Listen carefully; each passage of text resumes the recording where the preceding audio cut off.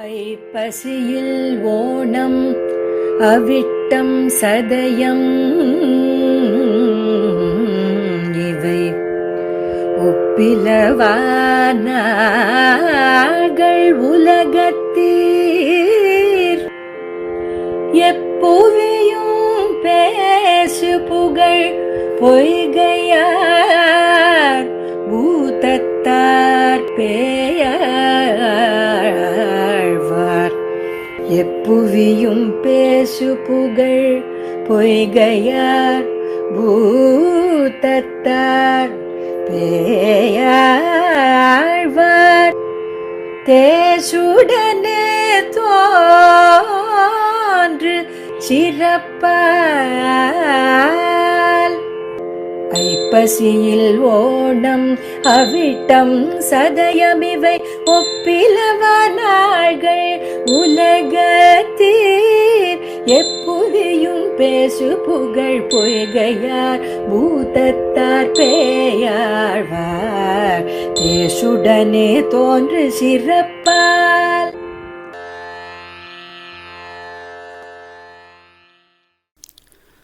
श्रीशैलेशदयापात्रं धीभक्त्यादिगुणार्णवं यतीन्द्रप्रवणं वन्दे रम्यजामातरं मुनिं यो नित्यमच्युतपदाम्बुजयुग्मरुक्मं व्यामोहतस्तदितराणि तृणाय मेने अस्मद्गुरोर्भगवतोऽस्य दयैकसिन्धोः रामानुजस्य चरणौ शरणं प्रपद्ये.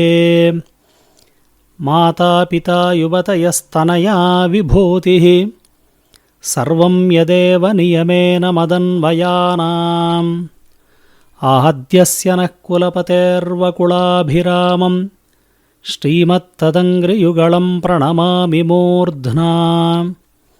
भूतं सरश्च महदाह्वयभट्टनाथ श्रीभक्तिसारकुलशेखरयोगिवाहान् भक्ताङ्घ्रिरेणुपरकालयतीन्द्रमिश्रान् श्रीमत्पराङ्कुशमुनिं प्रणतोऽस्मि नित्यम्. लक्ष्मीनाथसमारम्भां नाथयामुनमध्यमाम् अस्मदाचार्यपर्यन्तां वन्दे गुरुपरम्पराम्. अस्मद्गुरुसमारम्भां यतिशेखरमध्यमाम् लक्ष्मीवल्लभपर्यन्तां वन्दे गुरुपरम्पराम्.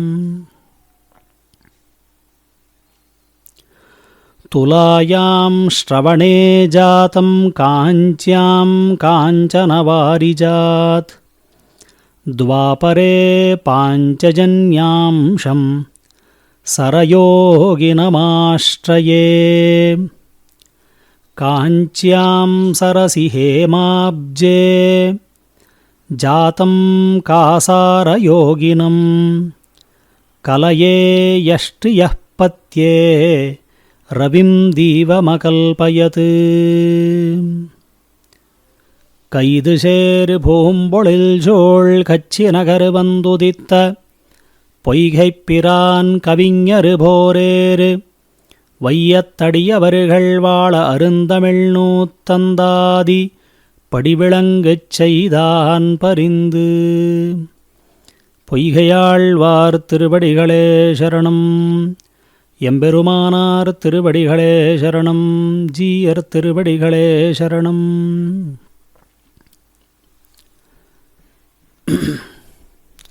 ಶ್ರೀಮದ್ವೇದಮಾರ್ಗ ಪ್ರತಿಷ್ಠಾಪನಾಚಾರ್ಯ ಉಭಯ ವೇದಾಂತ ಪ್ರವರ್ತಕಾಚಾರ್ಯರಾய் பரமஹம்ச பரிவ்ராஜகாச்சாரியராய் இளந்தருளியிருக்கும் ஸ்ரீ யதுகிரி யதிராஜ நாராயண ராமானுஜஜீயர் சுவாமிகளின் திருவடித் தாமரைகளின் தண்டவத் பிரணாமத்தை தெரிவித்துக் கொண்டு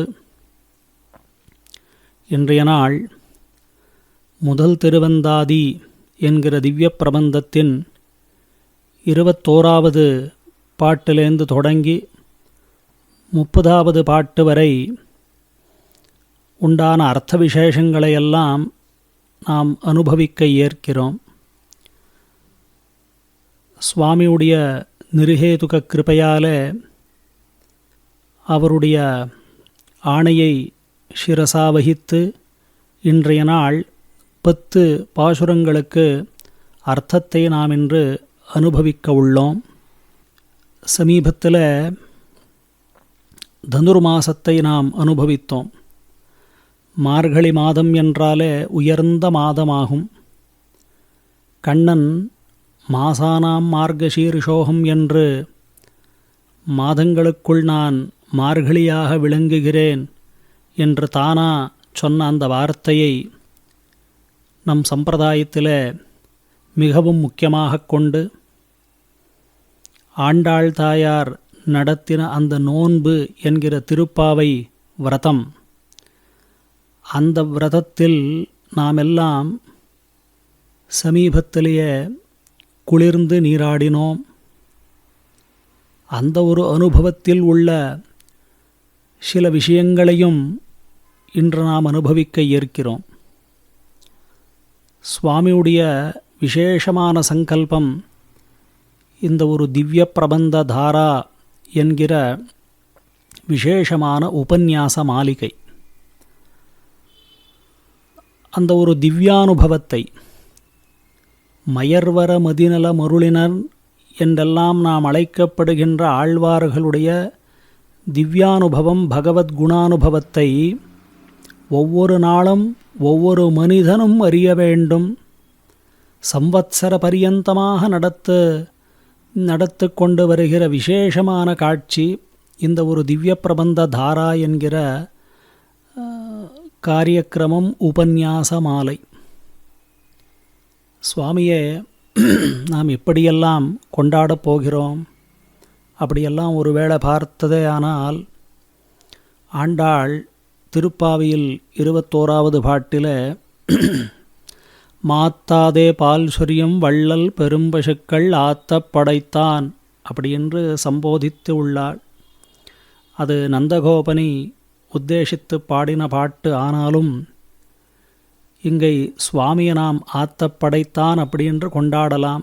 இது ஒரு மனசுக்கு குளிர்த்தி கொடுக்கக்கூடிய ஒரு உபமானத்தோட, அந்த ஒரு அனுபவத்தோடு நாம் சொல்லக்கூடிய வார்த்தை. மாத்தாதே அப்படின்னு சொன்னால் அவிச்சின்னமாக நிரந்தரமாக கொடுக்கக்கூடியது அப்படின்னு அர்த்தம். பால் சொரியம் வள்ளல் பெரும் பசுக்கள் அப்படின்னா இந்த பகவத்குணானுபவத்தை, பகவத்குணானுபவம் என்கிற பாலை நன்றாக சொரியக்கூடிய பசுக்கள். அந்த பசுக்களெல்லாம் யார் அப்படின்னா பல வித்வாம்சர்கள்.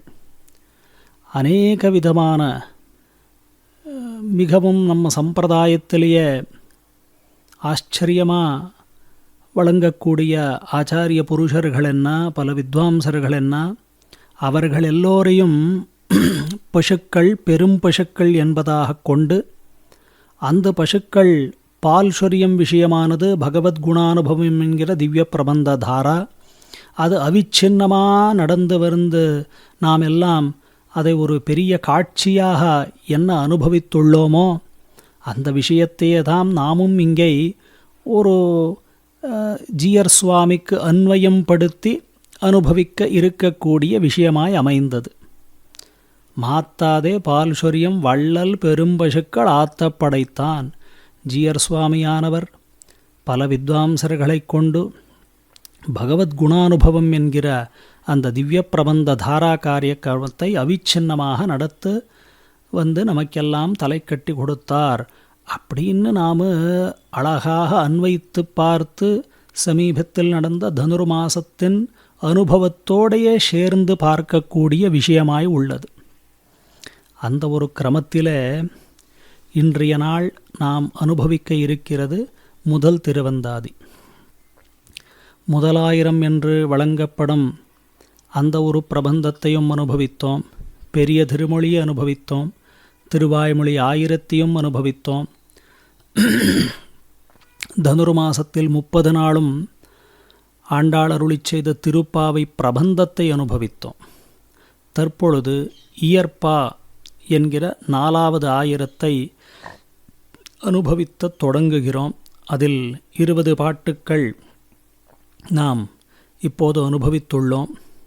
தற்பொழுது நமக்கு அனுபாவியம் என்ன அப்படின்னு பார்த்தா 21வது பாட்டிலேருந்து தொடங்கி 30வது பாட்டு பரியந்தம் பொய்கை ஆழ்வார் எம்பெருமானை எப்படி அனுபவித்தார், அது சுருக்கமாக ஒரு 4 வார்த்தையால் பிரதமதா விண்ணப்பம் செய்கிறேன். அப்புறம் ஒவ்வொரு பாட்டாக அந்த பாட்டை அனுசந்தானம் பண்ணி அதுக்குண்டான அர்த்த விசேஷங்களையும் நாம் அனுபவிக்கலாம். எம்பெருமானுக்கு 5 நிலைகள் என்று சாஸ்திரம் கூறும். பர, யூக, விபவ, அந்தர்யாமி, அர்ச்சாவதாரம். இது மிகவும் முக்கியமான 5 நிலைகள். பரவாசுதேவனாக ஸ்ரீவைகுண்டத்தில் பரமபதநாதனாக ஸ்ரீமன் நாராயணனாக சேவை சாதிக்கிறான் நித்தியசூரிகளுக்கு. 2வது நிலை திருப்பார்க்கடலிலே க்ஷீர சாகரத்தில் ஒரு சயன திருக்கோலத்தில் வியூக வாசுதேவனாய் நமக்கெல்லாம் சேவை அளிக்கிறான் அப்படின்னு சாஸ்திரங்கள் நமக்கு கூறும். பரவியூக விபவம், தன்னுடைய வைபவத்தை காட்டக்கூடியதாயிருக்கக்கூடிய விபவாவதாரத்தில் பிரதானதமமாக தசாவதாரங்களையெல்லாம் வர்ணிக்கிறார்கள் பெரியோர்கள். 4வது நிலை அந்தர்யாமி என்று சொல்லக்கூடிய ஒவ்வொரு ஜீவாத்மாவில் உள்ள அந்த எம்பெருமானை நாம் காணுதல் என்கிறதன் அந்தர்யாமித்துவம். 5வது நிலையாக இருக்கக்கூடியது அர்ச்சாவதாரம். உகந்தருளின நிலங்கள் அப்படின்னு தான் சம்பிரதாயத்திலேயே வணங்கப்படும். அந்த உகந்தருளின நிலங்களிலே எம்பெருமான் அர்ச்சாமூர்த்தியாய் நமக்கெல்லாம் சேவை சாதிக்கிறான். இப்படி 5 நிலைகளில் அந்தர்யாமி என்கிற ஒரு நிலையைத் தவிர மற்ற 4 நிலைகளிலும் இருக்கின்ற எம்பெருமானை இந்த 10 பாட்டிலே அனுபவிக்கிறார் சுவாமி பொய்கை ஆழ்வார். பரவாசுதேவனையும் அனுபவிக்கிறார். வியூகமூர்த்தியான திருப்பார்க்கடலில் சயன திருக்கோலத்தில் இருக்கும் அந்த வியூக வாசுதேவனையும் அனுபவிக்கிறார். விபவாவதாரத்தில் பிரதானதமமாக இருக்கக்கூடிய அவதாரங்கள் அப்படின்னு பார்த்தால் வராகாவதாரம், நிருசிம்ஹாவதாரம், வாமனாவதாரம், ராமாவதாரம், கிருஷ்ணாவதாரம். இந்த 5 அவதாரங்களை இந்த 10 பாசுரங்களில் அனுபவிக்கிறார். அதாவது விபவாவதாரத்தையும் அனுபவித்த ஒரு விஷயம் இந்த 10 பாட்டில் உள்ளன அப்படின்னு நாம் கொள்ளலாம். 4ஆம் நிலையாக இருக்கக்கூடிய அர்ச்சாமூர்த்தியை அனுபவிக்கிற விஷயம் அப்படின்னு பார்த்தால் திருவேங்கடமுடையான் திருமலையில் எழுந்தருளியிருக்கும் ஸ்ரீனிவாசப் பெருமாளையும் ஒரு பாட்டில் அனுபவிக்கிறார். அப்படி இந்த 10 பாட்டிலையும் எம்பெருமானுடைய அந்த குணானுபவத்தை அனுபவிக்கும் பொழுது சுவாமிக்கு என்னென்ன விஷயமெல்லாம் தோன்றித்து அப்படின்னு பார்த்தால் 5 நிலையில் பகவான் எழுந்தருளியிருக்கிறான். அதில் 4 நிலைகளையும் அனுபவிக்கக்கூடிய பாசுரமாய் உள்ளது இந்த 21வது பாட்டு தொடங்கி 30ஆம் பாட்டு வரை இருக்கக்கூடிய 10 பாசுரங்கள், 10 பாட்டுகள். அதில் தற்பொழுது 21வது பாசுரத்தை முதல் நாம் அனுசந்தித்து அதுக்குண்டான அர்த்த விசேஷம் என்ன, அதில் பாடப்பட்ட அனுபவிக்கப்பட்ட எம்பெருமான் யார், எந்த ஒரு நிலையை அனுபவிக்கிறார் என்பதையும் பார்க்கலாம். முதல் 21வது பாசுரானுசந்தானம். நின்ன நிலமங்க நீரேத்து மூவடியால் சென்னு திசையளந்த செங்கண்மார்க்கு என்னும் படையாளி பொள்ளூர்தி பாம்பனையான் பாதம் அடையாளி நெஞ்சே அறி. இந்த பாசுரத்தில் சுவாமி பொய்கை ஆழ்வார் தம்முடைய மனத்துக்கு ஆணையிடுகிறார். கம்பீர ஸ்வபாவமான நெஞ்சானது இந்த விஷயத்தை அறிய வேண்டும் என்ற ஆசை கொண்டு விளக்குகிறார். எந்த விஷயத்தை நெஞ்சானது அனுபவிக்க வேணும்? மனத்துக்கு நேராக நிர்தேசனம் காட்டக்கூடிய பாசுரமாய் அமைந்தது 21வது பாட்டு. பல பல அவதாரங்களைச் செய்த எம்பெருமான் மிகவும் தாழ்ந்த காரியத்தை ஒரு அவதாரத்தில் செய்தான். தேவர்களுக்காக யாச்சக காரியத்தை வாமனாவதாரத்தில் காட்டினான். தன் பக்தர்கள் மீதுள்ள கிருபையாலும் அன்பினாலும் தானே மகாபலியிடத்தில் சென்று பிக்ஷாடனம் பண்ணினான் என்கிற விஷயத்தை காட்டக்கூடிய பாசுரம் இது. அதாவது ஆஷ்ரிதர்களை எவனொருவன் எம்பெருமானை ஆசிரியிக்கின்றானோ அவன் விஷயத்தில் எம்பெருமான் எந்த காரியமாயிருந்தாலும் அது தாழ்ந்ததானாலும் சரி மிக உயர்ந்ததானாலும் சரி தான் நடத்தி கொடுக்க வேண்டும் என்கிற சங்கல்பத்தோடே இருக்கிறான். அதுக்காகத்தான் அவனை சத்தியசங்கல்பகா என்றும் ஒரு குணத்தோடை உபனிஷத்து நமக்கு காட்டு கொடுக்கிறது. அப்பேற்பட்ட எம்பெருமானுடைய விஷயத்தை பார்க்கும் பொழுது இது ஆண்டாள் தாயார் தனுர்மாசத்தில் நாம் அனுபவித்த பொழுது 20வது பாட்டிலே 33 அமரர்க்கு முன்சென்று கப்பந்தவிர்க்கும் கலியே, அமரர்க்கு முன்சென்று தேவர்களுக்கு ஏதாவது ஒரு கஷ்டம் ஏற்பட்டிருக்கும் அப்படின்னு நினைத்தால், அந்த விஷயம் அறிந்தால் அவர்கள் கேட்கறக்கு பூர்வபாவியா தானே அங்கே போய் இருந்து அவர்களை காத்து அவர்களுக்கு அனுகிரகிக்கக்கூடிய பெரிய விசேஷ குணத்துடன் எம்பெருமான் நமக்கு சேவை சாதிக்கிறான். அந்த ஒரு விஷயத்தை கொண்டே மகாபலியிடத்தில் பகவான் ஒரு யாச்சக காரியத்துக்காக போனான். இது வாமனாவதாரத்தை சொல்லக்கூடிய வார்த்தை. அப்படி மறைநான்கினிலும் தோத்துகின்ற எம்பெருமானுடைய வாமனாவதாரமானது கிருஷ்ண யஜுர்வேதத்தில் உள்ள விஷ்ணு சூக்தம் என்கிற சூக்தத்தில் துதிக்கப்பட்டுள்ளன. அந்த வாக்கியத்தை நாம் அப்படியே பார்த்தோமேயானால், இதம் விஷ்ணுர்விசக்ரமே த்ரேதானி ததே பதம் சமூடமஸ்ய பாகம் சுரே. த்ரேதானி ததே பதம், அதாவது 3 அடி இடம் கேட்ட விஷயத்தையெல்லாம் வேதமானது நமக்கு காட்டி கொடுக்கின்றன. வாமனாவதாரத்தின் விஷயம் வேதத்தில் உள்ளது என்கிறது நாம் இந்த ஒரு வாக்கியத்தை கொண்டே தெரிந்து கொள்ளலாம். இப்படி மகாபலியின் யாகபூமிக்கு சென்று அர்த்தித்வம் தோத்த நின்ற தன்னுடைய அழகிய திருக்கைகளாலே பூமியை நீரேத்து வாங்கிக் கொண்டு மகாபலியை சீரையிட்டு வைப்பதாக 3 திருவடிகளாலே சர்வதிக்வியாபியாய் சகல லோகங்களையும் அளந்து கொண்டவனாய் திரிவிக்ரமனாய் நின்றான். வாமனனாய் வந்து யாச்சகம் பண்ணி திரிவிக்ரமனாய் வளர்ந்த அந்த ஒரு விஷயத்தைத்தான் ஆண்டாள் ஓங்கி உலகளந்த உத்தமன் என்று மிகவும் முக்கியமாக அவனுடைய அந்த உலகளந்த உத்தமம் புருஷோத்தமத்துவத்தை பாடி மிகவும் சந்தோஷத்துடன் வழங்குகிறாள் ஆண்டாள் தாயார். அப்படி புருஷோத்தமனாயும் தோன்றினான் எம்பெருமான். இப்பேற்பட்ட எம்பெருமான் சிவந்த திருக்கண்களை உடையவன் என்னும் சர்வகாலத்திலும் சர்வப்பிரகாரத்திலும் ஆஷ்டித சம்ரக்ஷணார்த்தமாக திருக்கையிலே பிடித்தது ஸ்ரீ சுதர்சனாழ்வான் என்று வழங்கக்கூடிய திருவாழியை. நடத்துகிற வாகனம் பெரிய திருவுடி என்றழைக்கப்படும் ஸ்ரீ கருடாழ்வான். படிக்கையாக உடைய ஆதிசேஷனாகிற திருவனந்தாழ்வான் என்னும் இப்படி எம்பெருமானின் திருவடிகளை நினைத்து அவனுடைய ஆஷ்டித சம்ஸ்லேஷைக ஸ்வபாவத்தை நன்றாக அறிய வேண்டும் என்று தம்முடைய நெஞ்சுக்கு, அதாவது மனத்துக்கு நிர்தேசனம் கொடுக்கிறார் சுவாமி பொய்கை ஆழ்வார். இந்த பாசுரத்தை ஒரு சாராம்சத்துடன் பார்த்தோமேயானால், எம்பெருமான் எப்பேற்பட்டவன்? திருவாழி, அதாவது சக்கராயுதத்துடன் வழங்குகிறான். கருடனை வாகனமாக கொண்டான். படிக்கையாக திருவனந்தாழ்வானை கொண்டான்.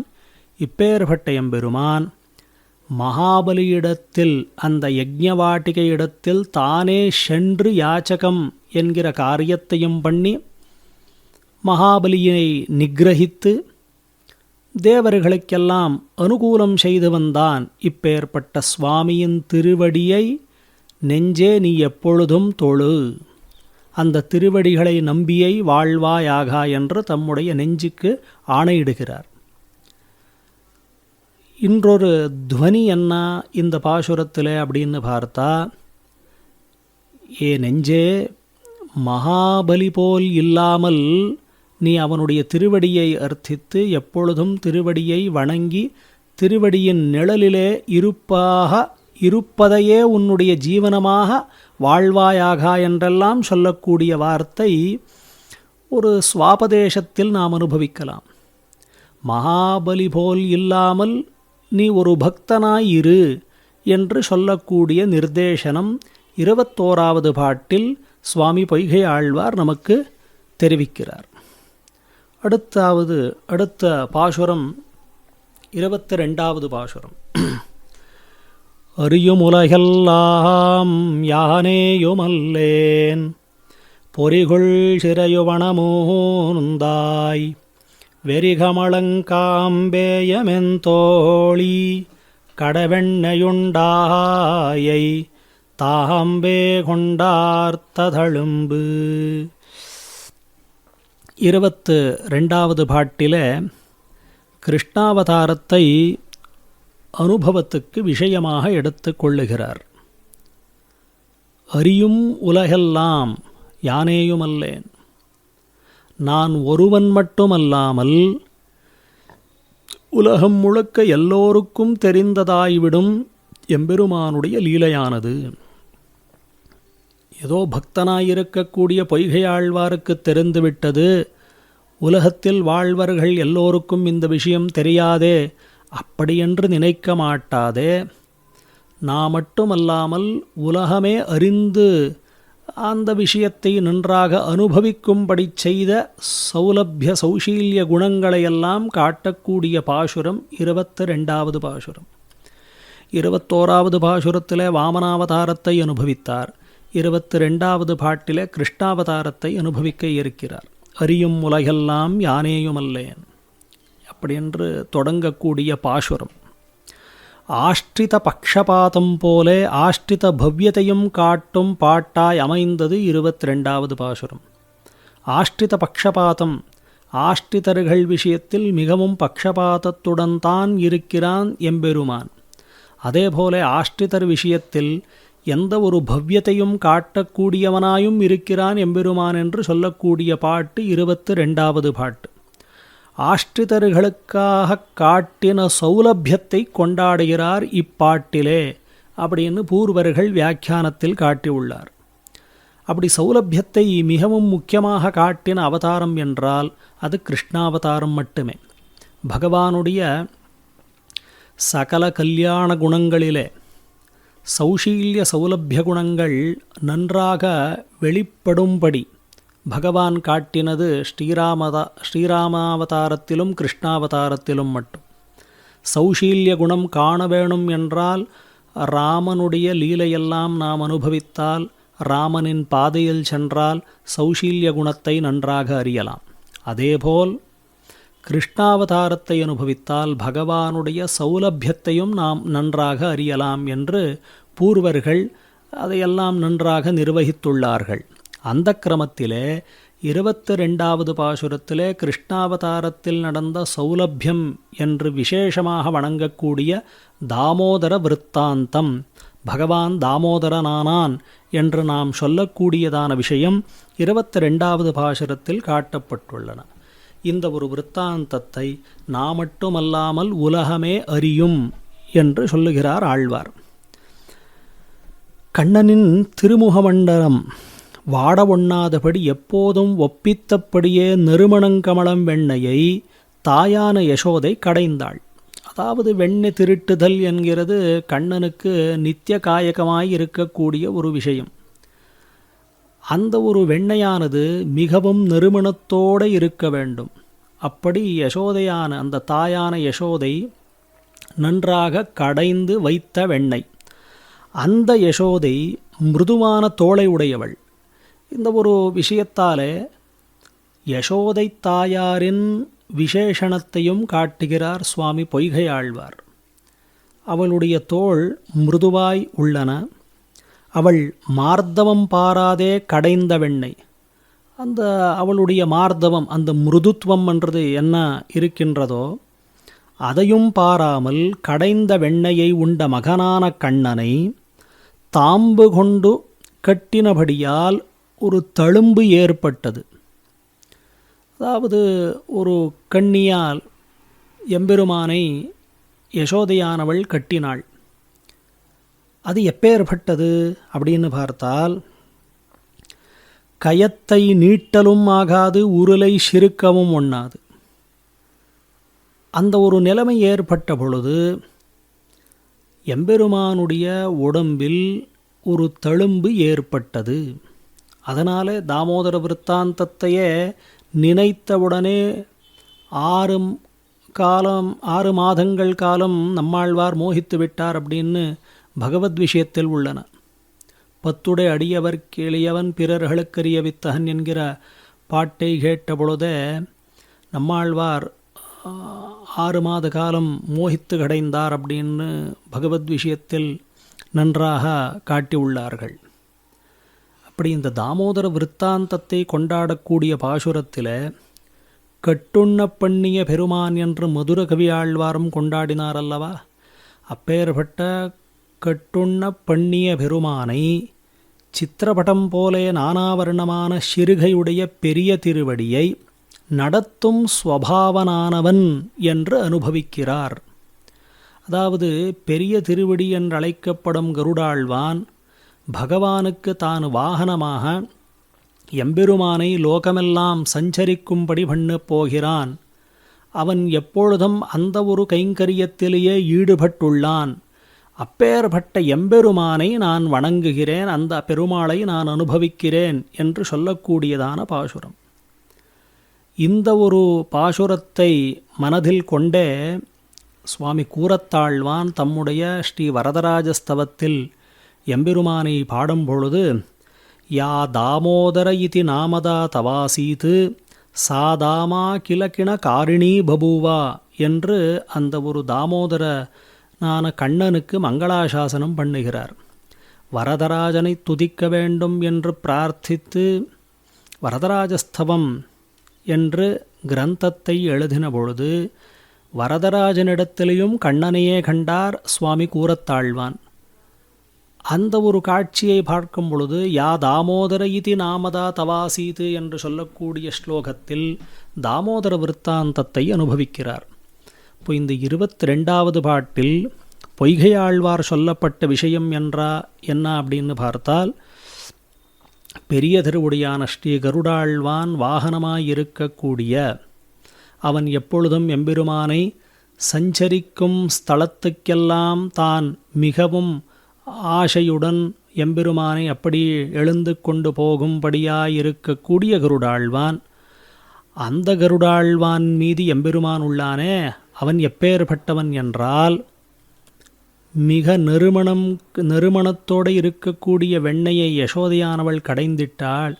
அதை எம்பெருமான் உண்டானல்லவா? அந்த சந்தர்ப்பத்தில் யசோதையானவள் ஒரு கண்ணி எடுத்துண்டு எம்பெருமானை கட்டினாள். அந்த கட்டின சமயத்தில் ஒரு தழும்பு ஏற்பட்டது. அந்த தழும்பால எம்பெருமானை அனுபவித்தார். இந்த தழும்பு இப்படிதான் ஏற்பட்டதா? அது இன்றைய நாளும் ஸ்ரீரங்கம் பெரிய கோயில் என்று அழைக்கப்படும் திருவரங்கத்தில் நம்பெருமாள் விஷயத்தில் அந்த ஒரு யசோதை கட்டின தழும்பு ஏற்பட்டதையெல்லாம் மிகவும் அற்புதமாக காட்சி அளிக்கிறான் நம்பெருமாள். எல்லாம் எதற்காக நாம் இப்போ அனுபவிக்கிறோம் என்று பார்த்தால், பொய்கையாழ்வார் கண்ணனை எப்படி அனுபவித்தார், யசோதைக்கு கிடைத்த பாக்கியமானது எப்பேற்பட்டது, என்ன ஒரு சௌலபியத்துடன் ஒவ்வொரிடத்திலையும் போய் தானே நீங்கள் என்னை கட்டலாம் என்றெல்லாம் கட்டி வைத்து கொண்டு தன்னுடைய காட்சியை காட்டினான் அல்லவா? இதுதான் சௌலபியத்துக்கு ஒரு உதாரணம். பரம்பொருளாக இருக்கக்கூடிய எம்பெருமானை ஒருவர் போய் ஒரு இடையாட்சி என்றெல்லாம் அழைக்கப்படக்கூடிய யசோதை தாயார் அவனை எம்பெருமானை கட்டினாள் என்றால் அவனுடைய சௌலபியத்தை கொண்டாட வேணும் அல்லவா என்கிற திசையிலே, அறியும் உலகெல்லாம் யானேயுமல்லேன் பொறிகுள் சிறையு வனமூர்ந்தாய் வெறி கமழும் காம்பேயி மென்தோழி கடைவெண்ணை உண்டாயை தாம்பே கொண்டார்த்த தழும்பு, அதனாலே ஏற்பட்ட தழும்பு அப்படின்னு அந்த தாமோதர விருத்தாந்தத்தை அனுபவிக்கிறார் 22வது பாட்டாலே. வாமனனை அனுபவித்தார், கிருஷ்ணனையும் அனுபவித்தார். மேற்கொண்டு 23வது பாட்டிலே தழும்பிறந்த ஷார்ங்கனான் தோய்ந்தவாமங்கை தழும்பிறந்த தாள் சகடம் ஷாடி தழும்பிறந்த பூங்கோதையாள் வெறுவ பொன்பயரோன்மார் விடந்த வீங்கோத வண்ணர் விரல். இந்த ஒரு பாசுரத்தில் 3 விபவாவதாரங்களை அனுபவிக்கிறார். ராமாவதாரம் என்ன, கிருஷ்ணாவதாரம் என்ன, நிருசிம்மனுடைய அவதாரம் என்ன? இந்த 3 அவதாரத்தையும் அனுபவிக்கக்கூடிய பாசுரமாய் அமைந்தது. வாமனனை மட்டுமே அனுபவித்தார் ஒரு பாட்டிலே, கிருஷ்ணனை மட்டுமே அனுபவித்தார் 22வது பாட்டிலே. 23வது பாட்டாலே ராம கிருஷ்ண நிருசிம்மாவதாரங்கள் என்று 3 அவதாரங்களை அனுபவிக்கப் போகிறார் சுவாமி பொய்கையாழ்வார். எம்பெருமானின் பல அவதாரங்களை அனுபவிக்கக்கூடிய பாட்டு. ஒவ்வொரு அவதாரத்திலையும் ஒவ்வொரு செயல்களை செய்தபடியால் ஏற்பட்ட தழும்பலை பற்றி சொல்லப்பட்டுள்ளன. முக்கியமாக 3 அவதாரங்கள், அதாவது ராமாவதாரம், கிருஷ்ணாவதாரம், நரசிம்மாவதாரம், அதை இந்த பாட்டில் அனுபவிக்கிறார். அதேபோல் அந்த ஒரு அவதாரத்தை எல்லாம் துதிக்கிறார் இந்த ஒரு பாட்டில்.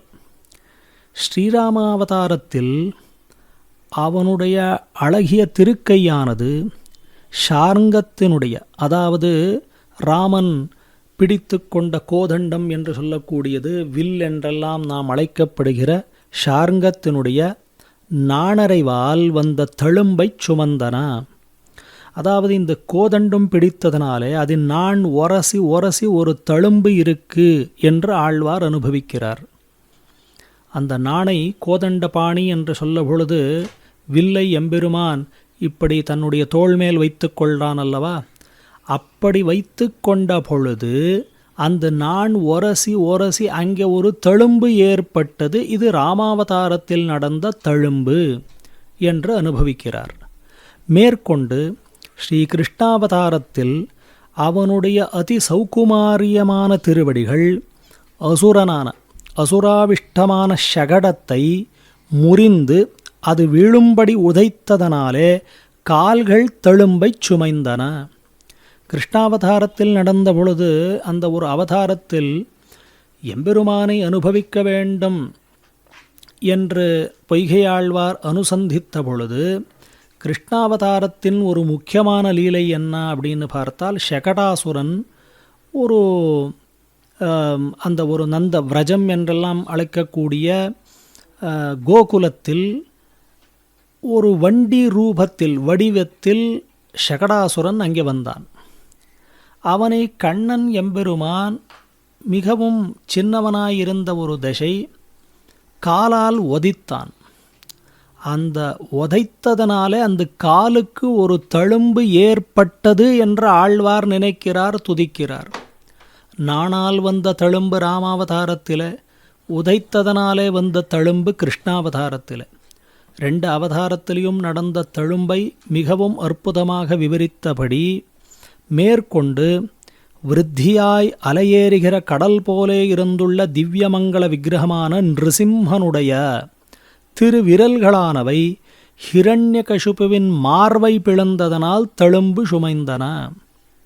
அதாவது நரசிம்மாவதாரத்தில் ஹிரண்யகசிபுவின் உதரத்தை எம்பெருமான் பிளந்தான் அல்லவா, அப்படி பிளந்த பொழுது அவனுடைய அந்த மார்பை என்ன எம்பெருமான் தன்னுடைய நகங்களாலே பிளந்தானோ அந்த சமயத்தில் கை இருக்கலாம், நகமே இருக்கலாம், அவங்களுக்கும் தழும்பு ஏற்பட்டது, நகங்களுக்கும் தழும்பு ஏற்பட்டது என்று சாதிக்கிற ஒரு பாசுரமாய் அமைந்தது. இப்படி எம்பெருமானின் தழும்பை பார்த்த அழகிய மயிர் முடிகளை உடைய பிராட்டி என்னாகத் தேடுகிறதோ என்று நெடுங்கி விடுவாளாம். அதாவது இந்த 3 அவதாரத்தையும் பார்த்த மகாலட்சுமியான பிராட்டியானவள் என்ன ஆகப் போகிறதோ என்னுடைய கணவனுக்கு என்று அஞ்சி நடுங்கக்கூடிய விஷயத்தையும் காட்டுகிறார் இப்பாசுரத்தில். ராமாவதாரத்தில் நடந்த தழும்பு, கிருஷ்ணாவதாரத்தில் நடந்த தழும்பு, நிருசிம்ஹாவதாரத்திலும் நடந்த தழும்பு, இப்படி 3 அவதாரத்தையும் அனுசந்தித்து பிராட்டியானவள் என்னாகத் தேடுகிறதோ என்று நெடுங்கு விடுங்கக்கூடிய விஷயத்தையெல்லாம் ஸ்மரிக்கிறார், அனுபவிக்கிறார் 23வது பாட்டாலே. இப்படி விபவாவதாரத்தையே கிரமமாக அனுசந்தித்து வந்தார் சுவாமி பொய்கையாழ்வார். அடுத்து 24வது பாட்டு. அந்த பாட்டை தற்பொழுது நாம் அனுசந்தானம் பண்ணலாம். விரலோடு வாய் தோய்ந்து வெண்ணெ கண்டு ஆச்சி உரலோடு உருப்பிணித்தனான் குரலோவாடேங்கி நினைந்தயலார் காணவிருந்திலையே ஓங்கோதவண்ணா உரை. மறுபடியும் இந்த பாட்டிலே கிருஷ்ணாவதாரத்தை அனுபவிக்கிறார். கிருஷ்ணாவதாரம் ஏற்கனவே 22வது பாட்டிலே அனுபவித்தார். தற்பொழுது 24வது பாட்டிலையும் கிருஷ்ணாவதாரத்தினுடைய அனுபவம் எப்பேற்பட்டது, சௌலபியத்துக்கு முக்கியமாக காட்டக்கூடிய அவதாரமே கிருஷ்ணாவதாரம். அந்த அவதாரத்தையே மறுபடியும் 24வது பாட்டிலே காட்டுகிறார் சுவாமி பொய்கையாழ்வார். திருக்கையாலே அள்ளி திருப்பவளத்திலே வைத்த வெண்ணையை, அதாவது தன்னுடைய திருக்கைகளாலே எடுத்து கொண்டு விட்டான் கண்ணன், அதை தன்னுடைய வாயில் வைத்து கொண்டான் கண்ணன். திருக்கையிலே எடுத்து திருப்பவள வாயாலே வைத்து கொண்ட வெண்ணெய் அது அமுது செய்த அதை அருளுவதற்கு முன்னே அதை கண்ட இடைச்சியான யசோதை உரலோடே உன்னை கட்டினாளல்லவா. எம்பெருமானை அனுபவிக்கும் பொழுது அவன் கையில் உள்ள வெண்ணையும் பார்த்தாள், வாயில் உள்ள வெண்ணையும் பார்த்தாள்.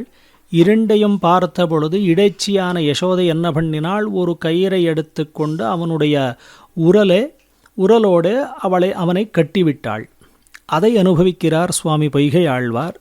அத்தை நினைத்து கொண்டு கண்ணனால் புண்பட்ட இடைப்பெண்களெல்லாம் சிரித்து கொண்டு வந்தார்களாம். சிரித்து கொண்டு வந்து கள்ளனுக்கு இத்தனையும் வேணும் என்று நினைத்தார்களாம்.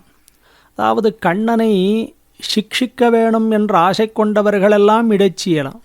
ஏனென்றால் ஒவ்வொரு வீட்டிலையும் கண்ணனெம்பெருமான் வெண்ணையை திருடினான் அல்லவா. அவன் வெண்ணெய் திருடின பொழுதெல்லாம் எங்கள் வீட்டு வெண்ணெய் திருடி போச்சே அப்படின்னு ஒவ்வொரு இடைச்சி பெண்ணும் வருத்தப்பட்டாள் அல்லவா. அதனாலே சிரித்து கொண்டு வந்தார்களாம். இவனுடைய அந்த துவனியை கேட்டு, ஓ கண்ணனை யாரோ என்னமோ செய்கிறார்கள், அவனுக்கு இதுதான் நடக்க வேணும் என்றெல்லாம் ஷபித்து போனவர்கள் போலேயே வந்தார்களாம் ஒவ்வொரும். அந்த ஒரு விஷயத்தைத்தான் காட்டுகிறார் இந்த ஒரு விஷயத்தால். கண்ணன் கிருதார்த்த பாவத்தோடு கட்டுண்ணப்பெத்த ஹர்ஷத்தாலேயே இருந்தான். ஏனென்றால் அவனுக்கு அதில் ஒரு மகிழ்ச்சி, என்னை என்னுடைய தாய் கட்டினாள் அல்லவா, அவளுக்கு தான் நான் மிகவும் ஒரு பக்தியுடன் இருக்க வேணும், என்னுடைய பக்தியாயிருக்கக்கூடியவள் என்னை பெத்த தாயானாலும் கூட அவள் மீது எனக்குள்ள பாசம் எப்பேற்பட்டது என்றால் அவள் என்னை எப்படி வேணாலும் அனுபவித்து கொள்ளலாம்.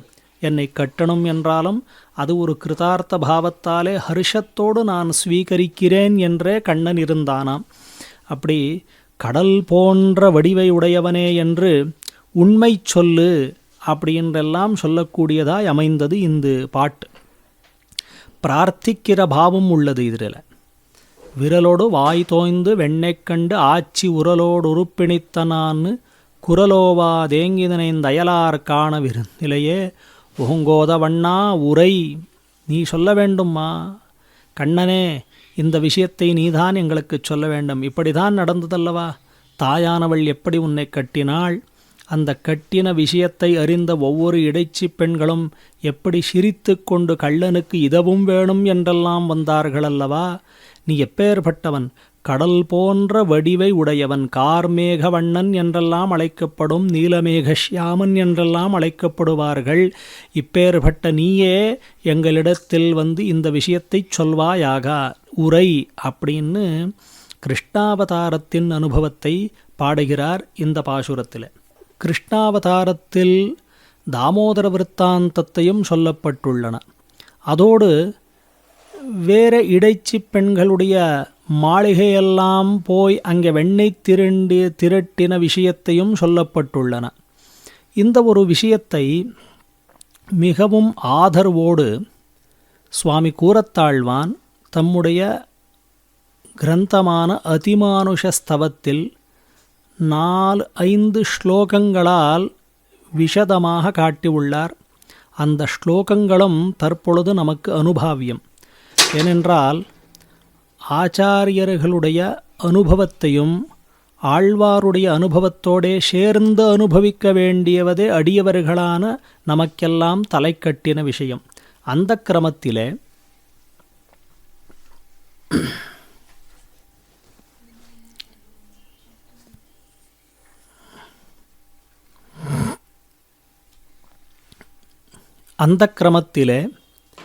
கிந்த்வம் பிரஜேஷு நவநீத மகோவ்யமுஷ்ணா அப்படின்று சொல்கிறார். யம் துர்கிரகம் சுமனசோ மனசாபி நித்யம் பந்தச்சிதம் பரமமீஷமுதாஹரந்தி தாம்னானி பத்தயிதி சுஷ்டுமதம் பவந்தம் நாலம் பபூவி தபதஷ்லரநாத தஸ்யா சத்யேவ கவ்யநிவஹே நிஜதாம்னி பூம்னா பரியந்தசத்மசு கிமர்த்தமச்சூச்சுரஸ்த்வம் முஷ்ணம்ச்ச கிம் வியஜகடோ கடசேஷமுக்ரே கோபீஜனஸ்ய பரிஹாசபதம் கிமாசீஹி யன்னாமநாத நவநீதமச்சூச்சுரஸ்த்வம் தச்சாதனாய யதி தே மதிராவிராசீத் கிம் முக்ததிக்தமமுனாகரபல்லவம் தே காத்ரே பிரமிருஜ்ய நிரகாஹ் கில நிர்விஷங்கஹ. இப்படி கூரத்தாழ்வானும் தாமோதர விருத்தாந்தத்தை அதிமானுஷஸ்தவம் கிரந்தத்தில் அனுபவித்தபடியை நாம் இப்போ அனுசந்தித்தோம். தற்பொழுது 25வது பாட்டு நமக்கு அனுபாவியமாய் உள்ளன. உரமேல் கொண்டு என்னுள்ளமோவாது எப்போதும் வரமேல் மரதகமே போல திறமேல் கிடந்தானை கீண்டானை கேளலாய் பூமியிடந்தானையே தியழும்.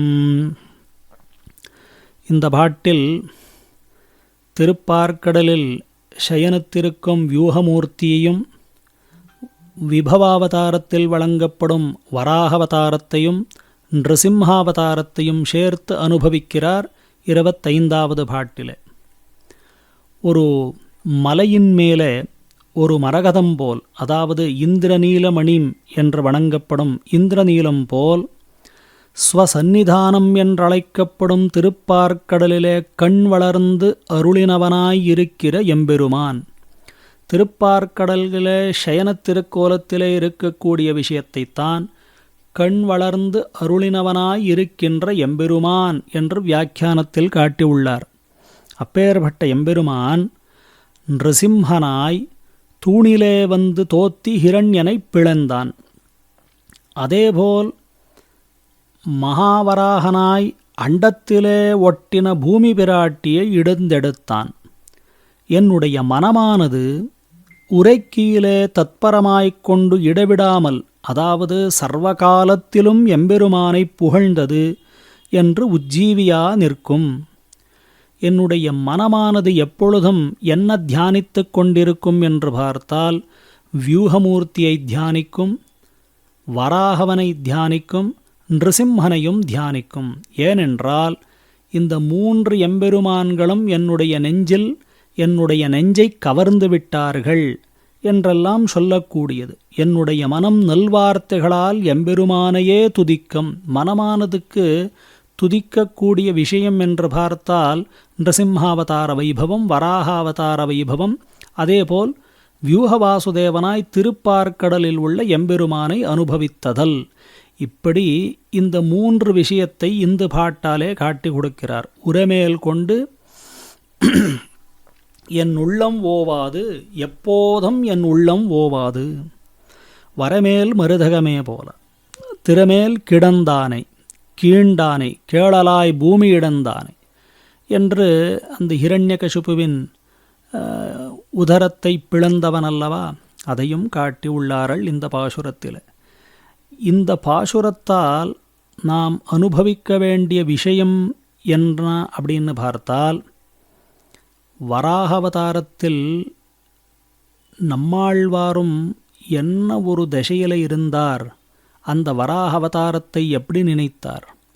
ஈனச் சொல்லாயினுமாக, நான் சொல்லக்கூடிய வார்த்தையானது ஸ்வீகரிக்கத்தக்கதல்ல என்றெல்லாம் நினைத்தாலும் நான் இந்த வார்த்தையை சொல்லிதான் இருக்கிறேன், நீங்களெல்லாம் கேட்க வேண்டும் என்று வராகவனை அவரும் ஸ்துதித்தார். அதேபோல் இங்கும் வராகவதாரனை ஸ்துதித்தார், நிருசிம்மனையும் ஸ்துதித்தார். தூணிலே வந்தானல்லவா நிருசிம்மன். நிருசிம்ஹாவதாரம் எதற்காக? ஹிரண்யகசிபுவை சம்ஹரிக்க வேண்டும் என்ற சங்கல்பம் எடுத்ததனாலேயா, அல்லது பிரஹ்லாத குமாரனை ரட்சிக்க வேண்டும் என்ற சங்கல்பம் எடுத்ததனாலேயா? இப்படி எந்த ஒரு காரணத்தில் நிருசிம்மனாய் பகவான் தோற்றினான் என்று ஆராய்ச்சி பண்ணோமேயானால் இது 2 காரணமே முக்கிய காரணம் அன்னு அப்படின்றெல்லாம் பெரியவார்கள் சொல்லுவார்கள். பெரியோர்கள் இப்படி நிச்சயித்திருக்கிற காரணம் என்ன அப்படின்னு பார்த்தால், பகவானுடைய சங்கல்பம் எந்த இடத்திலையும் சர்வவியாபியாயிருக்கக்கூடியவன் எம்பெருமான் என்று பிரஹ்லாதன் உறுதியோடு இருந்தான் அல்லவா. ஹிரண்யகசிபு அந்த ஒரு விஷயத்தை பரீட்சார்த்தமாக பிராரம்பித்தான். இங்கிருப்பானா, இங்கிருப்பானா, அங்கிருப்பானா, எங்கிருப்பான் அப்படியெல்லாம் கேட்க வந்தான் தன்னுடைய குமாரனை. எங்குமுடன் கண்ணனென்னு மகனை காய்ந்து அப்படின்னு சுவாமி ஆழ்வாரும் பாடுறார் அல்லவா. எந்த இடத்தில் ஹிரண்யகசிபுவானவன் எம்பெருமானை எதிர்பார்க்கிறான் என்று தெரியாமல் இருக்கிறபடியால் நிருசிம்மன் எல்லா இடத்திலையும் வியாபித்தே இருந்தானாம். எந்த சமயத்தில் எந்த ஸ்தலத்தில் எதிர்பார்க்கக்கூடியனாய் ஹிரண்யகசிபு இருக்கிறானோ அதனாலே நான் எல்லா இடத்திலையும் இருக்க வேணும். அதாவது பிரஹ்லாதனை ரட்சிக்கவோ ஹிரண்யகசிபுவை சிக்ஷிக்கவோ இந்த அவதாரமன்னு பிரஹ்லாத குமாரனுடைய வார்த்தையை ரட்சிக்க வேண்டும் என்பதுதான் எம்பெருமானுடைய சங்கல்பம். எல்லா இடத்திலையும் வியாபித்துள்ளான் எம்பெருமான் என்று சொல்லிவிட்டான் அல்லவா. அதை சத்தியமாக்க வேணும் என்றால் தான் இப்பொழுது எல்லா இடத்திலையும் இருக்க வேண்டும் என்று காட்டி கொடுத்தினபடியால் நிருசிம்ஹாவதாரத்துக்கு மிகவும் ஒரு விசேஷமே ஏற்பட்டது என்று பூர்வாச்சாரியர்கள் வியாக்கியானத்தில் காட்டியுள்ளார். அந்த கிரமத்திலே நிருசிம்ஹாவதாரமும் எப்பொழுதும் இந்த மனத்தானது துதிக்க வேண்டும் என்று ஆழ்வார் நிருசிம்ஹாவதாரத்தையும் அனுபவிக்கிறார். வியூகாவதாரம், வராக அவதாரம், அதேபோல் நிருசிம்ஹாவதாரத்தையும் அனுபவித்தார் 25வது பாட்டிலே. தற்பொழுது 26வது பாட்டு நமக்கு அனுபாவியம். எழுவார் விடகொள்வார் ஈந்துளாயானை வழுவாவகை நினைந்து வைகல் தொழுவார் வினைச்சுடரை நந்து விக்கும் வேங்கடமே வானோர் மனச்சுடரை தூண்டம் மலை. இந்த பாட்டிலே அர்ச்சாவதாரத்தை அனுபவிக்கிறார் சுவாமி பொய்கையாழ்வார். திருமலை என்று வழங்கக்கூடிய திருவேங்கடமுடையானை அனுபவிக்கக்கூடிய பாசுரமாய் அமைந்தது 26வது பாட்டு. ஐஸ்வர்யார்த்திகளும் உள்ளார்கள் இப்புவியில், கைவல்யார்த்திகளும் உள்ளார்கள் இப்புவியில். ஐஸ்வர்யார்த்திகள் என்று பார்த்தால் ஐஸ்வர்யத்தை ஆசைப்பட்டு எம்பெருமானிடத்தில் பிரார்த்தித்ததல். கைவல்யார்த்திகள் என்றால் ஆத்மானுபவத்திலேயே சந்தோஷம் ஏற்பட்டு பகவானிடத்தில் பக்தி இல்லாமல் இருந்தாலும் ஆத்மானுபூதி, அந்த ஆத்மானுபவம் என்கிறது நமக்கு அமைய வேண்டும் என்றே எம்பெருமானிடத்தில் பிரார்த்துதல்.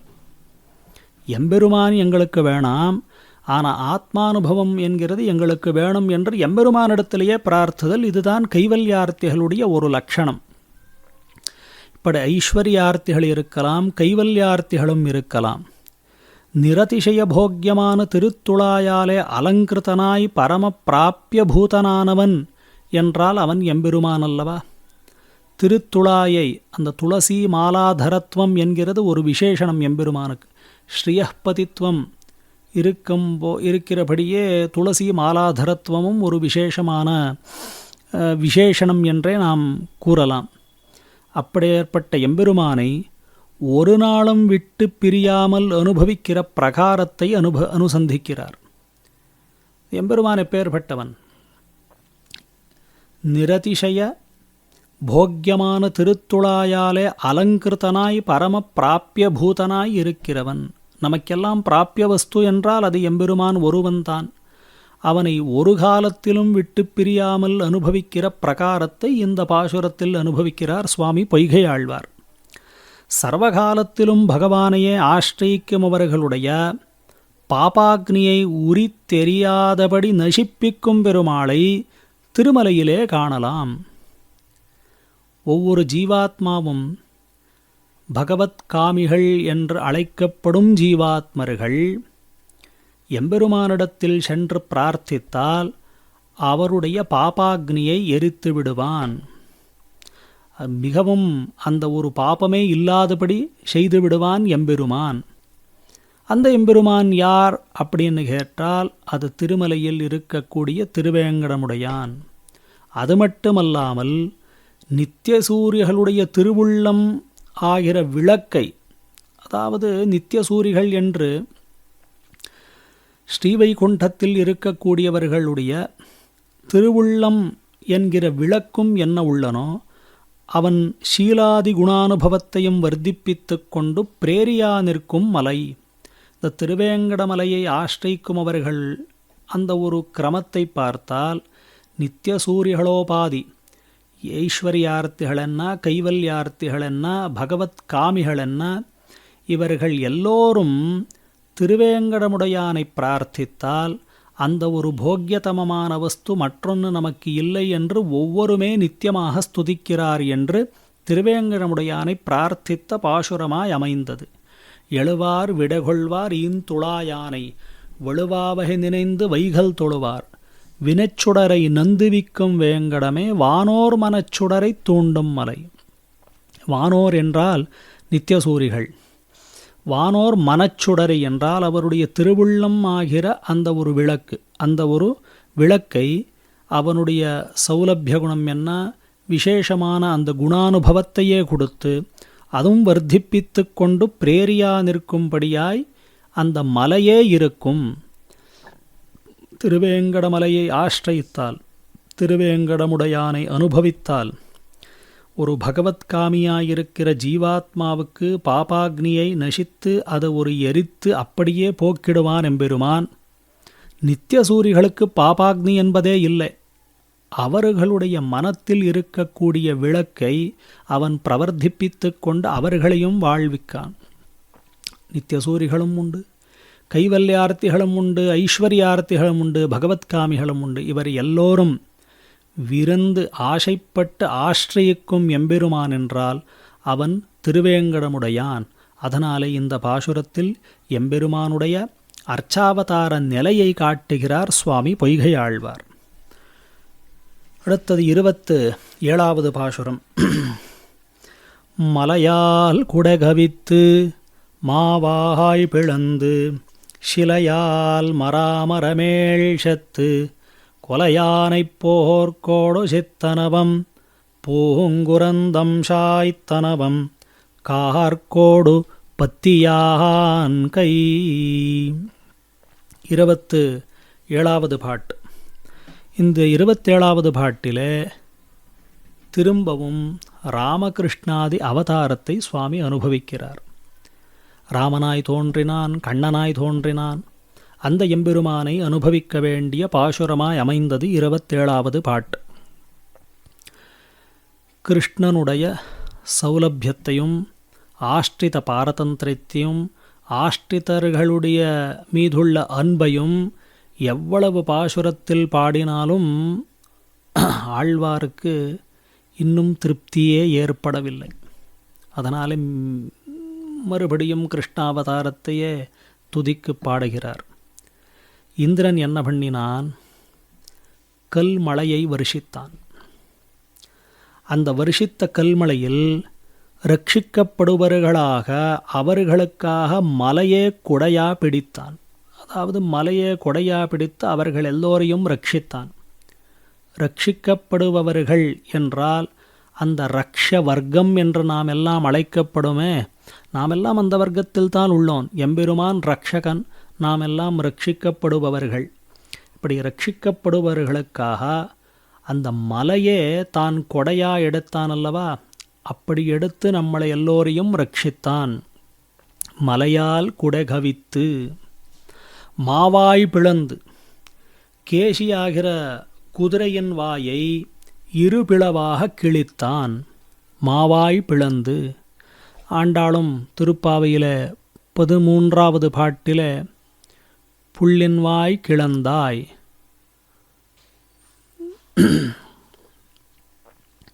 புள்ளின் வாய் கீண்டானை என்று பாடுகிறாள். அந்த வாயை கீண்டான், இருபிளமாக கீண்டான். கேசி என்கிற அசுரன் குதிரை வடிவத்தில் வந்தான். அந்த குதிரையின் வாயை இருபிளவாக கிழிந்தான் என்பதை தான் இந்த இடத்தில் மலையால் குடகவித்து மாவாய் பிளந்து சிலையால் மராமரமேழ் சத்து. ஒரு வில்லாலை. இந்த 2 விஷயமும் கிருஷ்ணாவதாரத்தில் உள்ளன. 3வது ஒரு பகவானுடைய சேஷ்டத்தில் அனுபவித்த விஷயம் ஸ்ரீராமாவதாரத்தில் உள்ளன. ஒரு வில்லாலை மராமரங்கள் 7ஐயும் அழியச் செய்தான். 7 விருட்சங்களையும் ஒரு வில்லாலே மிகவும் அழகாக அழியச் செய்தான் அல்லவா. அந்த ஒரு வைபவத்தை கொண்டாடுகிறார். ஸ்ரீராமாவதாரத்தில் உள்ள ஒரு வைபவம். சிலையால் மராமரமேழ் சத்து. கொலையானைப் போர்க்கோடு சித்தனவம். எதிர்ந்து வந்த குவலயா பீடம் என்கிற யானையின் கொம்பை பிடுங்கினான். கம்சன் அனுப்பி வைத்த யானையானது குவலயா பீடம் என்று ஒரு பேருள்ளன. அந்த ஒரு பேரை சூட்டப்பட்ட யானையானது கண்ணனை கொல்ல வேண்டும், சம்ஹரிக்க வேண்டும் என்றுதான் வந்தது. ஆனால் எம்பெருமான் என்ன செய்தான் என்றால் அதன் கொம்பை பறித்தான். எதற்காக அந்த கொம்பை பிடுங்கினான் என்றெல்லாம் பார்த்தால், கொம்பு போர்க்கு பரிகரமாக இருக்கும். ஒரு போர்க்குக்கு யாரானும் சென்றால், யுத்தம் செய்ய வேண்டும் என்று புரட்டால் அந்த கொம்பையே ஒரு பரிகரமாக இருக்கக்கூடிய நிலையும் உண்டு. அந்த விஷயத்தை மனதில் கொண்ட எம்பெருமான் மிகவும் முக்கியமாக குவலயா பீடம் என்கிற ஆனையின் கொம்பை பிடுங்கினான். அதை அப்படியே எடுத்துவிட்டான் என்று சொல்கிறார் ஆழ்வார். இது கிருஷ்ணாவதாரத்தில் நடந்த சரித்திரம். கிருஷ்ணாவதாரத்தில் கோவர்தன மலையை எடுத்த விஷயம், குவலயா பீடம் என்கிற விஷயம், அதற்கு முன்ன கேஷி என்கிற குதிரையின் வாய் பிளந்தது ராமாவதாரத்தில் நடந்தது. குரந்த என்கிற ஒரு மரம், அந்த ஒரு அரக்கன் மரத்தின் வடிவில் இருந்தான். அதை வேறு பறியும்படி தள்ளி விழவிட்டான். ஒரு மரத்தின் வடிவில் உள்ள அசுரனையும் அப்படியே வேரோடு அப்படியே பறித்து அது வீழும்படி பண்ணினான் என்று இதுவும் கிருஷ்ணாவதாரத்தில் நடந்த ஒரு சரித்திரையாகும். இப்படி மேகத்தோடே திருந்துள்ள ஸ்ரீபாஞ்சஜன்யத்தை தரிக்கிறவனுடைய திருக்கைகளை நாம் காணலாம். அர்ச்சாவதாரம் அனுபவித்தார். ராமகிருஷ்ணாதி அவதாரத்தை இங்கே அனுபவிக்கும் பொழுது அவன் கையிலே பிடித்திருக்கக்கூடிய ஸ்ரீபாஞ்சஜன்யம் என்கிற அந்த ஒரு சங்கம், அதை முக்கியமாக அனுபவிக்கிறார். இந்த ஸ்ரீபாஞ்சஜன்யத்தை பிடித்த கைகளானது எந்தெந்த காரியம் எல்லாம் செய்தது என்று பார்த்தால், மலையை எடுத்தது, அசுரனின் வாயை பிளந்தது, ஒரு வில்லாலே மராமரம் ஏழையும் விழுந்தது அழியச் செய்தான் ஸ்ரீராமாவதாரத்தில், குவலையா பீடம் என்கிற யானையின் கொம்பை பிடிந்தான், ஒரு மர வடிவில் இருந்த அசுரனையும் வேரோடு பறித்து விழுவிட்டான் என்று அந்த ஒரு கையின் விஷயத்தை அனுபவிக்கிறபடியை காட்டுகிறார் இந்த பாசுரத்தில். ஸ்ரீபாஞ்சஜன்யம் பிடித்த கை என்னென்ன காரியம் செய்தது அப்படி நாம் கொள்ள வேண்டும் இந்த பாசுரத்தை அனுபவிக்கும் பொழுது. அதுதான் மலையால் குடகவித்து மாவாய் பிளந்து சிலையால் மராமரமேழ் சத்து கொலையானைப் போர்க்கோடு சித்த கூமுரந்தம் சாய்த்தனவம் கார்கோடு பத்தியான் கை. 28வது பாசுரம். கைய வலம்புரியன் நேமியும் கார்வண்ணத்தைய மலர்மகள் நின்னாகத்தான் செய்யமறையான் நின்னுந்தியான் மாமதில் மூன்றைத இறையான் நின்னாகத்திரை. 28வது பாசுரத்திலே பரத்வத்தை காட்டக்கூடிய பாசுரமாய் அமைந்தது. வியூகத்தை அனுபவித்தோம், விபவாவதாரத்தை அர்ச்சாவதாரத்தை எல்லாம் அனுபவித்தோம். எம்பெருமானுடைய பரத்வத்தை காட்டக்கூடிய பாசுரமாய் அமைந்தது 28வது பாசுரம். மேகம் போலே ஸ்ரமஹரமான வடிவை உடைய நிருபாதிக பந்துவானவனே என்று கார்வண்ணத்தையன் என்கிற ஒரு பதத்துக்கு அன்வயமாய் காட்டுகிறார். வலம்புரியும் நேமியும், எம்பெருமான் ஸ்ரீபாஞ்சஜன்யத்தையும் திருவாளியும் தன் திருக்கைகளாலே ஏத்து கொண்டான் என்கிற விஷயம். வலம்புரியன் நேமியும், திருக்கைகளிலே உளவாயிரான் என்ற அந்த எம்பெருமான் அலர்மேல் மங்கையானவளை உன்னுடைய திருமார்பினிலே வைத்தாயல்லவா. எம்பெருமானுடைய லட்சணத்தை காட்டும் பொழுது திருக்கையிலே பிடித்த திவ்யாயுதங்களும், அலர்மேல் மங்கை மகளான மகாலட்சுமி தன்னுடைய வக்ஷஸ்தலத்தில் வைத்து கொண்டான் அல்லவா, அதையெல்லாம் சொல்லக்கூடிய வார்த்தையாமைந்தது இந்த வரிகள். கார்வண்ணத்தைய மலர்மகள் நின்னாகத்தாள் செய்ய மறையான் நின்னுந்தியான். எம்பெருமானை உள்ளம்படி செய்வையை உடைய வேதத்துக்கு நிரூபகமாக உடைய பிரம்மாவானவன் எம்பெருமானுடைய நாபியில் வசிக்கிறான். சதுர்முக பிரம்மாவுக்கு இடம் ஏது என்றால் எம்பெருமானுடைய நாபி கமலத்தில் நித்தியவாசம் செய்யக்கூடிய பிரம்மாவின் விஷயத்தை இந்த இடத்தில் சொல்லப்பட்டுள்ளன. அந்த பிரம்மாவானவன் வேதத்தை எடுத்துக்கொண்டு சிருஷ்டி காரியத்தையெல்லாம் படைத்தான். அந்த வேதத்தில் சொல்லப்பட்ட விஷயம் என்றால் என்னால் எம்பெருமான் இருக்கும்படியே உள்ளம்படியே வேதத்தில் விஷயங்களெல்லாம் காட்டப்பட்டுள்ளன. அந்த வேதத்தை பிரம்மா படைத்தான். பிரம்மா எங்கே நித்தியவாசம் செய்கிறான் என்றால் எம்பெருமானுடைய நாபி கமலத்தில். பெரிய மதிகளுடைய ஸ்ரீ திரிபுரத்தை தக்தமாம்படி எய்தவிட்டு ஈஸ்வராபிமானியான ருத்ரன் உன் திருமேனியிலே ஏகதசையில் ஏதோ ஒரு இடத்தில் வாழ்கிறான். திரிபுர தகனம் என்று நடந்தது.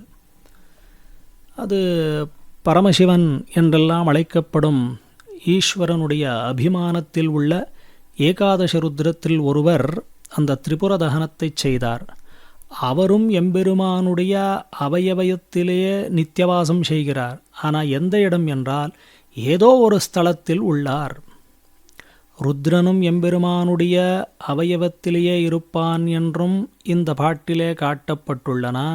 பிரம்மாவும் நாபிகமலத்தில் உள்ளார் என்று காட்டப்பட்டுள்ளன. மகாலட்சுமியானவள் வக்ஷஸ்தலத்தில் உள்ளார் என்று காட்டப்பட்டுள்ளன.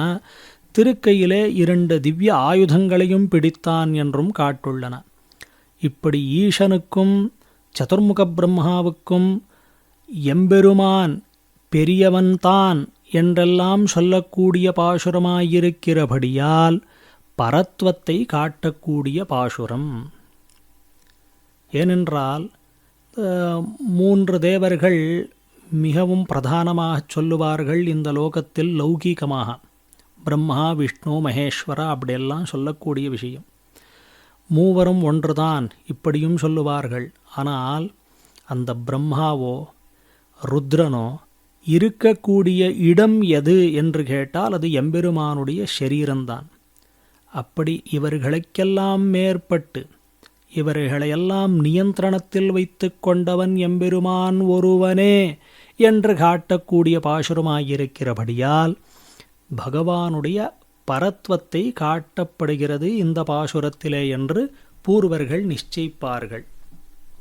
இதுதான் கைய வலம்புரியும் நேமியும் கார்வண்ணத்தைய மலர்மகள் நின்னாகத்தான் யான் நின்னுந்தியான் மாமதில் மூன்றைத இறையான் நின்னாகத் திரை. அடுத்து 29வது பாட்டு. 29வது பாட்டு. இரையம் நிலனம் இருவிஷம்பங்காத்தம் அரபுனலம் செந்தியுமாவான் பிரமறுப்பில் பைங்கண்மால் யானை படுதுயரங்காத்தளித்த செங்கண்மால் கண்டாய் தெளி. இந்த பாட்டிலையும் எம்பெருமானுடைய பரவாசுதேவத்துவத்தை காட்டக்கூடியது. பரமபதத்திலே சர்வஸ்வாமித்துவம் தோத்தி எழுந்து இருக்கிற ஸ்ரீ வைகுண்டநாதனாய் பூமி என்ன, ஆகாசம் என்ன, வாயுவென்ன, ஜலமென்ன, சிவந்த நிறத்தையுடைய தேஜசத்துவமாகிற பஞ்சபூதார்பர்த்தமான லீலா விபூதி. இந்த பஞ்சபூதங்களால் அமைந்தது இப்புவி என்றுதான் சாஸ்திரங்கள் நமக்கு சொல்லும். அந்த பஞ்சபூதங்கள் பூமி, ஆகாசம், வாயு, ஜலம், தேஜஸ் அதாவது அக்னி. இந்த பஞ்சபூதங்களையும் லீலா விபூதியில் கொண்டான் எம்பெருமான். அவன் ஸ்ரீவைகுண்டத்திலே நித்தியவாசம் செய்கிறான். அந்த விஷயத்தை இரையும் நிலனும் இரு விஷும்பம் காத்தும் அரபுனலும் செந்தியும் ஆவான். பிரமறுப்பில் பைங்கண்மால் யானை, பிரபோலே இருக்கிற கொம்பையும் ஜாத் உச்சிதமான பசுமையுடைய கண்ணையுடையவனாய் அடிமை செய்கிற போலே பிச்சருமாயிருக்கிற. அதாவது இந்த பாட்டிலே கஜேந்திராழ்வானுடைய வைபவத்தை காட்டுகிறார். கஜேந்திர மோக்ஷ பிரகரணம் என்று புராணத்தில் துதிக்கப்பட்டுள்ளன. அந்த ஒரு கிரமத்திலே கஜேந்திராழ்வான் அவனுடைய முதலையின் கையிலே அகப்படப்பட்டு துக்கத்தை பரிஹரித்து கையிலே பறித்த பூவானது செவ்வி அழிவதற்கு முன்றே திருவடிகளிலே பணிமாறிவித்து கொண்டு ரட்சித்தருளின வாத்சல்ய சூச்சகமானது எம்பெருமானுடைய சிவந்த திருக்கண்கள். அப்பேற்பட்ட கண்களை உடைய எம்பெருமானை புத்தி பண்ணு என்று மறுபடியும் நெஞ்சுக்கு ஆணை இடுகிற பாசுரமாய் அமைந்தது. வாத்சல்ய சம்ரக்ஷணார்த்தம் என்கிறது முக்கியமாயிருக்கக்கூடிய ஒரு சங்கல்பம் எம்பெருமானுக்கு. கஜேந்திராழ்வான் முதலையின் வாயில் மிகவும் கஷ்டப்பட்டு துக்கப்பட்டு இருக்கக்கூடிய சந்தர்ப்பத்தில் ஆதிமூலா என்றழைத்தான். அதாவது இந்த ஸ்ரீமத் பாகவதத்தில் சொல்கிற பொழுது நமோ நமஸ்தே அகில காரணாய நிஷ்காரணாய அத்புத காரணாய இப்படியெல்லாம் அழைத்தான். இந்த ஒரு உலகம் படைப்பு என்கிறது வந்தால் அதுக்கு காரணம் யார் என்றெல்லாம் கேட்கும் பொழுது எல்லா தேவர்களும் நான் தான் காரணம் அல்லவா அப்படின்னு என்னை தான் அழைத்தான் கஜேந்திரன் அப்படின்னு சங்கல்பித்த அவர்களும் புறப்பட்டார்கள். ஆனால் நிஷ்காரணாயா என்று சொன்னால் யார் ஒருவனுக்கு காரணமே இல்லையோ அவன் நிஷ்காரணன். பிரம்மாவுக்கு காரணம் உண்டு, சிவனுக்கும் காரணம் உண்டு, தேவர்களுக்கும் காரணம் உண்டு. ஆனால் பரம்பொருளான பகவான் நாராயணன் ஒருவனே நிஷ்காரணன். அதுக்காக நிஷ்காரணம் என்று சொன்ன மறுபடியும் அத்புத காரணாயா என்றும் ஆணை அழைத்ததாம். அப்போதான் எல்லாத்துக்கும் ஆதியாயிருக்கக்கூடிய மூலவஸ்து எது என்று பார்த்தால் அது பரம்பொருளான எம்பெருமான். அவன் அந்த ஆணையானது ஒரு பூவை பறித்து அந்த பூவானது சமர்ப்பிக்க வேணும் என்று ஆசை கொண்டது. அந்த பூவு செவ்வி அழுதுக்கு பதற்கு முன்னே, அதாவது அந்த ஒரு நறுமணம் என்கிறதோ மென்மை என்கிறதோ இன்னென்ன போய்விடும் அப்படியெல்லாம் ஆகாமல் எம்பெருமான் மிகவும் சீக்கிரமாக வந்து வேகமாக வந்து எம்பெருமான் அந்த ஒரு கஜேந்திராழ்வானில் உள்ள பூவையும் ஸ்வீகரித்து அத்தை ரட்சித்தருளினான் அல்லவா. அப்பேற்பட்ட ஆஷ்டித வாத்சல்யத்தை உடையவன் எம்பெருமான். அந்த ஆஷ்டித வாத்சல்ய குணம் உள்ள எம்பெருமானுடைய சிவந்த கண்களைப் பாரு. அந்த கண்களைப் படைத்த எம்பெருமானையே எப்போதும் தியானித்து இருப்பாயாகா என்று தம்முடைய நெஞ்சுக்கு மறுபடியும் ஆணையிடுகிறார். பஞ்சபூதத்தை பற்றி பேசினார். பஞ்சபூதமெல்லாம் இருக்கக்கூடிய லீலா விபூதியின் பிரகாரத்தை அனுபவித்தார். இந்த லீலா விபூதியில் நடந்த கஜேந்திராழ்வானுடைய சரித்திரத்தையும் பாடினார்.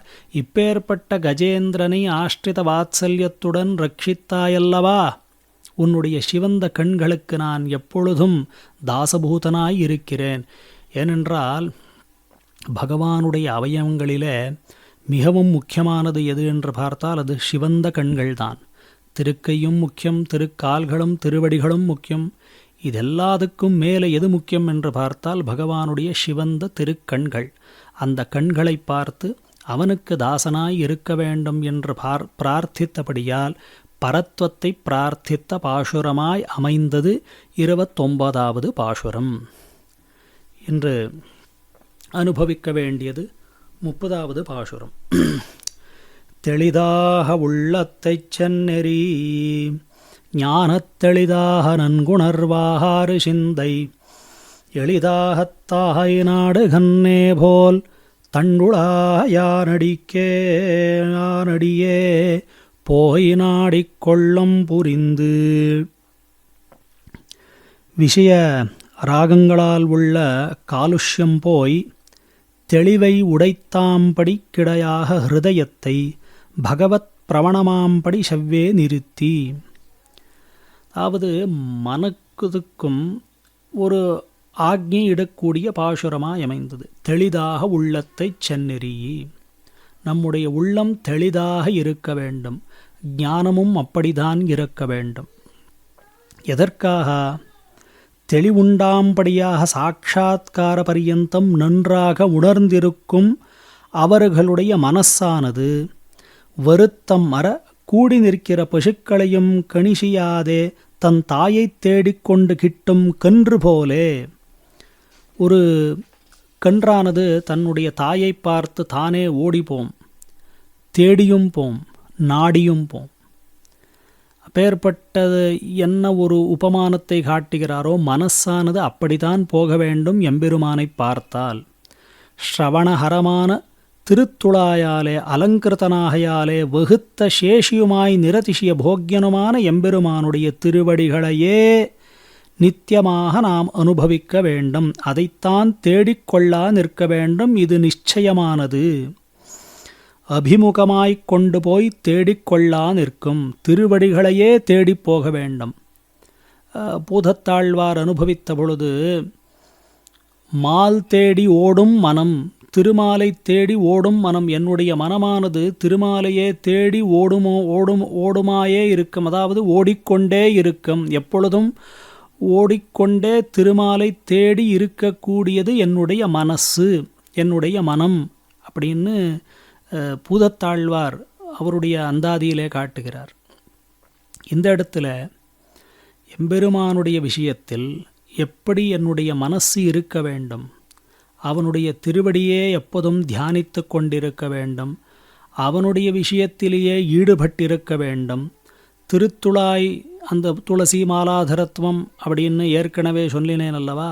அந்த கிரமத்திலே அந்த துளசி மாலாதரத்துவனான எம்பெருமானையே எப்பொழுதும் நினைத்து கொண்டு என்னுடைய மனமானது ஓடி பிடிக்க வேணும் எம்பெருமானை என்று காட்டக்கூடிய பாசுரம். தெளிதாக உள்ளத்தைச் செந்திரி ஞானத்தெளிதாக நன்குணர்வார் சிந்தை தெளிதாக தாய்நாடு கண்ணே போல். ஒரு கன்றுக்குட்டி எப்படி அந்த கன்றின் தாயை தேடி பசுவை தேடி ஓடுகிறதோ அப்படியே என்னுடைய மனமும் அதுக்கு தாயான எம்பெருமானை தேடி ஓட வேணும் என்கிறது தான் இந்த பாட்டில் சொல்லப்பட்டுள்ளன. அப்பொழுது இந்த பாட்டில் யாரைத்தான் துதித்தார் என்றால், மனசுக்கு ஆணையிட்டு இந்த ஜீவாத்மா பரமாத்மாவை தேடி போனோம் என்று சொன்னபடியால், ஜீவாத்மாவுக்குள்ளும் பரமாத்மா இருக்கிறபடியால் அந்தர்யாமியை துதித்தார் என்றும் கொள்ளலாம். ஒரு பொதுவாக சொல்லக்கூடிய பாசுரமாய் அமைந்தது 30வது பாட்டு. மனமானது எம்பெருமானைத்தான் தேடி ஓட வேணும், தெளியாக இருந்து எம்பெருமானையே அடைந்து அந்த எம்பெருமானையே தேடி ஓட வேணும் என்றெல்லாம் சொல்லினபடியாலே இதற்கு ஒரு என்ன விஷயத்தை கொண்டு ஆழ்வார் இப்படி பாடினார் என்றால், ஸ்ரீமத் பாகவதத்தில் இப்படி ஒரு சரித்திரம் உள்ளன. இந்த ஆழ்வாரை பின்பற்றி வந்த குலசேகரரும் முகுந்தமாலையில் இப்படி ஒரு விஷயத்தை காட்டியுள்ளார். அந்த விஷயம் இப்பொழுது நமக்கு அனுசந்தேயம். ஸ்ரீமத் பாகவத நவமஸ்கந்தத்திலே அம்பரீஷ மகாராஜன் அவனுடைய சரித்திரம் நாம் எல்லாம் கேட்டுள்ளோம். பகவான் தானே விரும்பி அவனுடைய சக்கராயுதத்தை அம்பரீஷனிடத்தில் கொடுத்தான் என்கிறது எல்லாருக்கும் தெரிந்த விஷயம். எதற்காக என்றால், அவன் பரம பாகவதோத்தனாய் இருந்தபடியால். அவன் சவைமனः கிருஷ்ண பதார விந்தயோர்வச்சாம்சி வைகுண்ட குணானுவர்ணனே கரௌஹரேர்மந்திரமார்ஜனாதிசுஷ்டுதிம் சகாராச்சுத சத்கதாயோதயே முகுந்தலிங்காலய தர்சனே திருஷௌ தத்பிருதகாத்திரஸ்பிருஷேங்கசங்கமம் घ्राणञ्च तत्पादसरोजसौरभे श्रीमत्तुलस्यारसनां तदर्पिते पादौ हरे क्षेत्रपदानुसर्पणे शिरो हृषीकेशपदाभिवन्दने कामञ्च दास्येन तु कामकाम्यया यथोत्तमश्लोकजनाश्रयारतिः. ஒரு மனிதனுக்கு அவனுடைய ஷரீரத்தில் உள்ள அவயவங்கள் என்னென்ன காரியத்தை செய்ய வேணும் என்று காட்டி கொடுத்தின ஸ்லோகங்கள் தான் இப்பொழுது நான் அனுசந்தித்தது. அடியேன் நவமஸ்கந்தத்தில் உள்ள 3 ஸ்லோகங்களை அனுசந்தித்தேன்.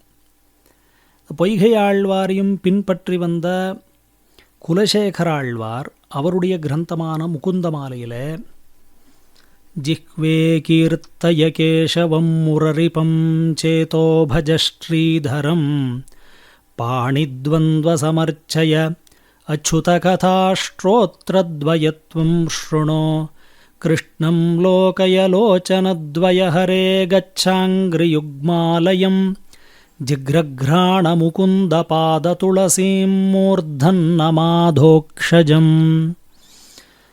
அந்த பாட்டில் இந்த 3 ஸ்லோகங்களாலே அம்பரீஷன் என்னென்ன ஸ்துதித்தானோ, குலசேகரரும் அந்த விஷயத்தையே துதித்தார் இந்த ஸ்லோகத்தில்.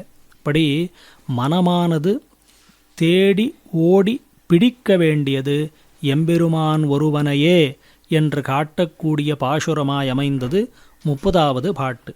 இப்படி எம்பெருமானை வெவ்வேறு விதமாக அனுபவித்த பொய்கை ஆழ்வாரின் 10 பாட்டுக்களை இன்று நாம் அனுபவித்தோம். 21வது பாட்டு தொடங்கி 30வது பாட்டு வரை நாம் எப்படியெல்லாம் அனுபவிக்கலாம் என்றதையும் நமக்கு பொய்கை ஆழ்வார் காட்டி கொடுத்தார். பரத்வத்தை அனுபவித்தம், வியூகமூர்த்தியை அனுபவித்தம், விபவாவதாரத்தையும் அனுபவித்தம், அர்ச்சாவதாரத்தையும் அனுபவித்தம். விபவாவதாரத்திலே மகாவராகனாய் வந்ததென்ற, நிருசிம்மனாய் அவதரித்ததென்ன, வாமனனாய் அவதரித்ததென்ன, ராமகிருஷ்ணாதி அவதாரங்களை பண்ணினதென்ன, இந்த அவதாரத்தில் எல்லாம் வந்த விஷயங்கள், அவன் நடத்தின விசேஷமான சேஷ்டித காரியங்கள், லீலா விசேஷங்கள் எல்லாத்தையும் மிகவும் நன்றாக அனுபவித்து சுவாமி பொய்கையாழ்வார் நமக்கு இந்த 10 பாட்டுகளையும் தலை கட்டி கொடுத்தார்.